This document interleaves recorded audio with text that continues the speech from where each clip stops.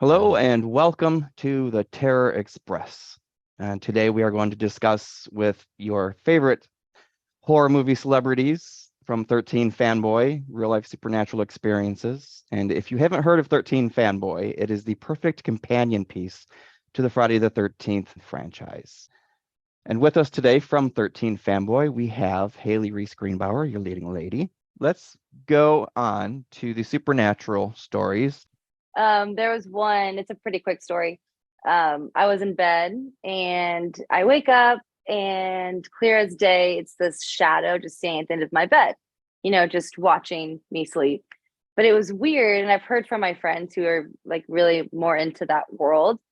They told me that spirits can kind of give off the energy of what they want you to feel, so like if Mhm. it's just like a friendly, just passing by or whatever it may be, they can just give you that energy. And so I was like, my friend's here. What is my friend doing here? I get out of bed and my crazy ass, I walk right up to it. I'm like, hi, what are you doing here? And then it just disappears. And then I was like, oh, it's weird. And then I crawl back in bed, fall right back asleep. The next day I woke up and I was like, ah, like, what was that? Why are There's they delayed green? reaction. There's delayed But I think, reaction. they can, kind of, create how you feel, right? So if Yeah. it's, oh, just a friend, and then it's, or it can be the opposite, which I've had the opposite, where they're really trying to mess with you. I was in New Mexico. I get every time I go to New Mexico, there's something about New Mexico that I Hmm. always have visitors, you know. There was one really scary one in New Mexico. I was on a work trip and I was nannying at this time. And the dad and the kids are in like one room, and I'm in my room, like on the other side. And it's a very, very, very old house, like very, very old house. Um, and there's a master bedroom behind me with the bathroom, and nobody was staying in that room yet. Like somebody was coming in the next day. And it's late, and I usually don't get anxiety. But I was laying in bed.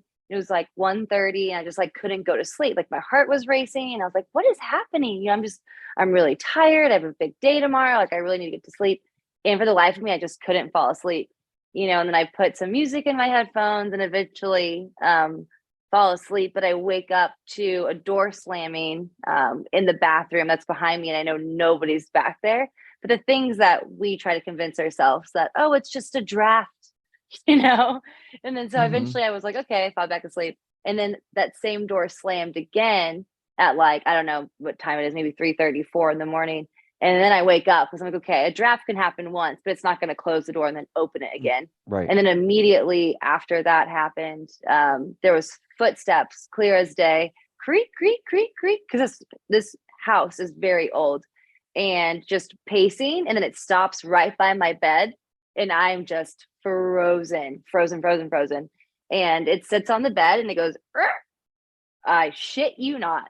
And I Mm. was like, no, but I was just like frozen. I was like, okay, it's fine. I'm just going to pretend that none of this is happening and it's going to go away. And then all of a sudden, it was like this force, like, is on top of me, like on my like chest. And then my head turns and I'm being really frozen and like very still at first. And then I freak out and I scream, get off me. And I turn all the lights on and I run and I sleep on the couch with the lights on.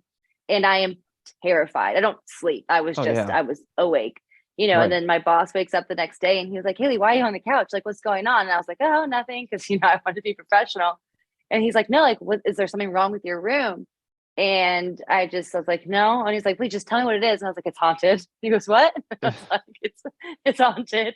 I'm sorry. I was like, I can't stay in there. I can't sleep in this house. And I had to be that person to be like, I'm not going to stay here. I And think, I tell my yeah. friends this story.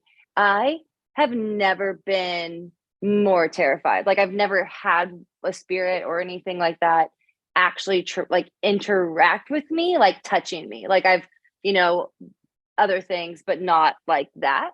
And it Yeah. almost felt like it was trying to like inhabit me or something.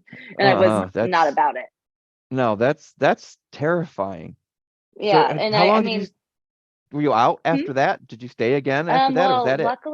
luckily, there was another house on the property, so I stayed there. Good. And I actually had to go to the chef, and I was like, "I am so sorry, but do you have sage?" He was like, "What?" I was like, "I need some sage. I need to clear this space because there's some crazy shit that went down." And he was like, "Oh, Yes. makes sense. This is like really, some very old land, and a lot of stuff has gone down here, like Civil Yeah. War, Deep history. Trail of Tears. Like, there's a bunch of stuff, like." Bunch of bloodshed that's on that. And there was also the house was in front of a cemetery. So I think it had a Mm. mixture. But it was interesting because the next day, the other like a coworker was staying in the room behind me, the one with the door slamming. And so she stayed there the next night, but I didn't tell her, because I didn't want to be, I was already felt so unprofessional by having to like go somewhere else. I'm not going to be like, hey, by the way, like this house is haunted. Like, don't stay here. So I didn't say anything. And the next day she was, pacing around and she looked worried. And I was like, hey, like, what's wrong? And she was like, I need to get my stuff. And I'm moving out of that house. It's haunted. And I was Mm. like, yes, it is. Yes, it Yes, is. it is. Yes.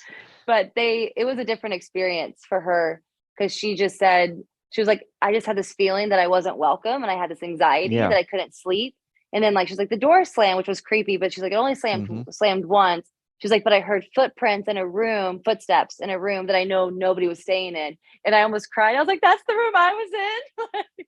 I think I was in their bed. Like, I don't know, because it was just, they were not happy that I was there. And it was fucking terrifying. I wonder if there's any record of other things happening in that room, like one of those ghost hunter shows where they go and investigate things. That would be a good spot for them to go. I You could mean, probably do a whole episode on that room. I've thought about this several times. And if someone's like, I'll give you $1 million to go like sleep in that room, I don't think I would do it. Like, it was too much.